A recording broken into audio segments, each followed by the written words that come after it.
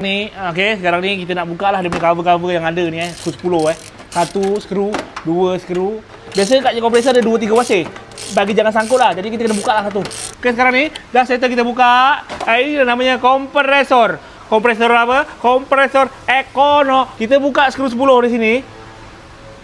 Okey, nanti kita cabut lah ini Nanti akan ternampak lah. Okey, terjumpa lah washer yang di dalam itu. Kita buka saja skru 10 di sini kerana kita nak buka lah dia punya wasir dalam tu. Ada wasir dalam tu. Cabut saja Inilah wasirnya. Ada 2 wasir. Inilah namanya magnet untuk aircon lah.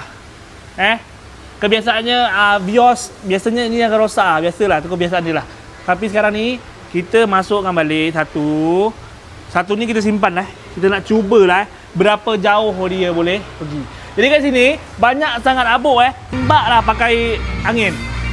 Tembak pakai sangat banyak abuk Okey, kalau nak buka magnet one set ni, kat sini ada pin Pin ni kena buka tu, boleh buka lah one set. Ada skru bunga dalam. Okey, jadi tak payah buka tu. Sebab apa masalah kita pada ni. Kalau kita terlampau jauh ada masalah, terlampau dekat pun ada masalah. Kalau jauh dia tak lekat untuk magnet dia. Jauh sangat dia takkan lekat. Okey, kalau dekat sangat pula dia akan sangkut dekat dia punya body muka ni. Jadi akan bunyi sangkut-sangkut lah. Seng lah. Jadi kat situ kita buat tak rapat sangat, tak jauh sangat. Ngam-ngam orang cakap. Okey, ni handsome lah. Ngam-ngam soy orang cakap. Tu, dia on.